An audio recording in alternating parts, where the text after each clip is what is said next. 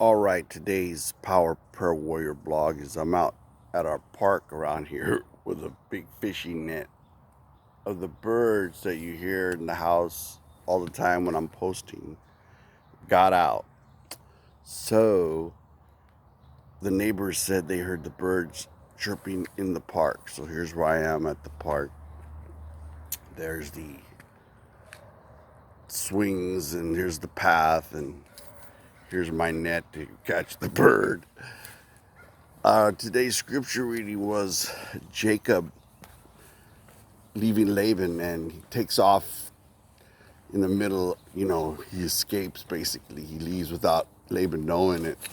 And Rachel takes his idols. Rachel takes Laban's idols, his dad's idols. And Laban, starts to catch up to Jacob, and God warns him in a dream, leave the dude alone, don't mess with him. That's the story for every person, even in business, because they had a business relationship, and God warns Laban in a dream, don't touch him or you'll be harmed.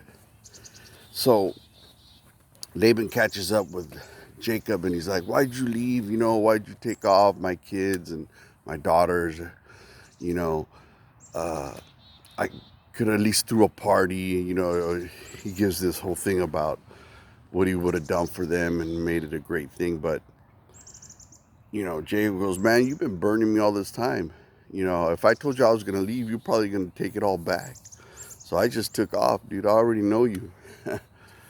Sometimes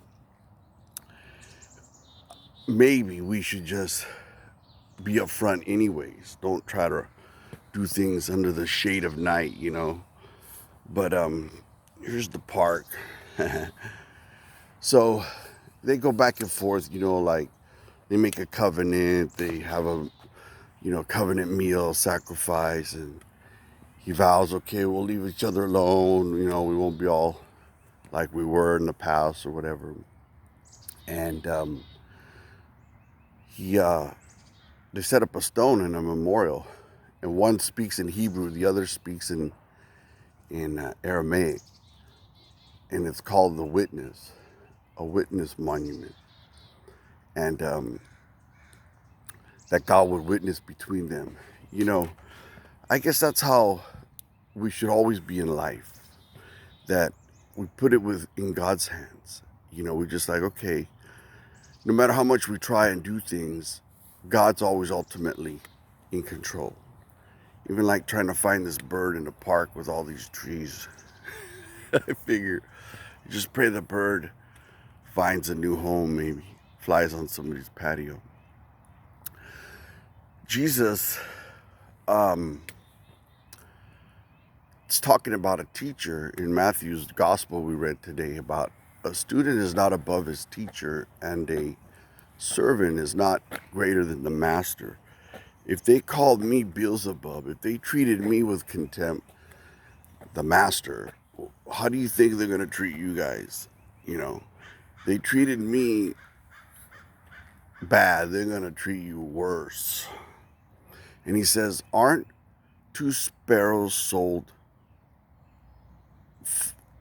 for a couple pennies? Like, it's not expensive.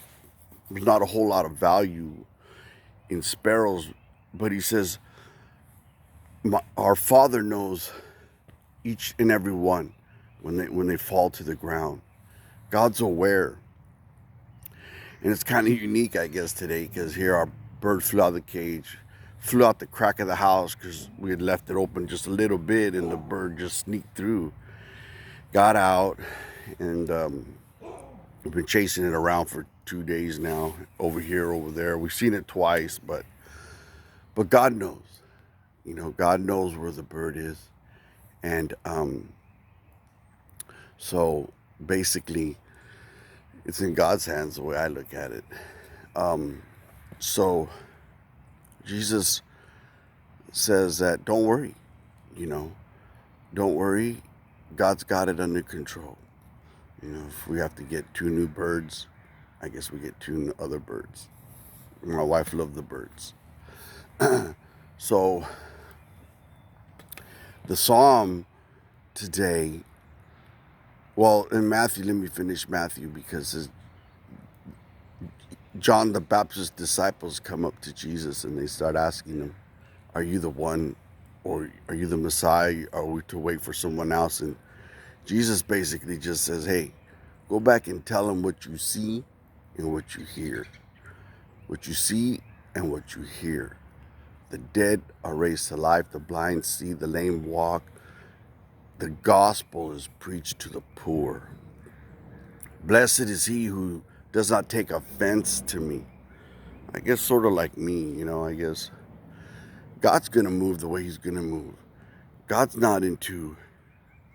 just into revealing himself. However opportunity God will find, God will reveal himself. And that's, I guess, the whole thing in life. We've got to be open to have God speak to us. Our psalm, he's struggling. He's like, God, where are you? Will you be away from me forever? It's like I'm going through these trials, these stuff's going on in my life. And then yet by the end of the psalm, he's declaring, God, you are going to be justified. You are going to come through. That's what I'm believing God for in our nation, our country, our churches, our families.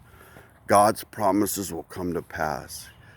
The righteous will flourish. The wicked will be like chaff blown away, So, and our psalm, our proverb, wisdom. Wisdom is still supreme. Wisdom is what we need. So I pray, have a blessed day, because I'm out here in the park trying to find birds. Have a blessed day, prayer warriors. Pray for me, I find the birds.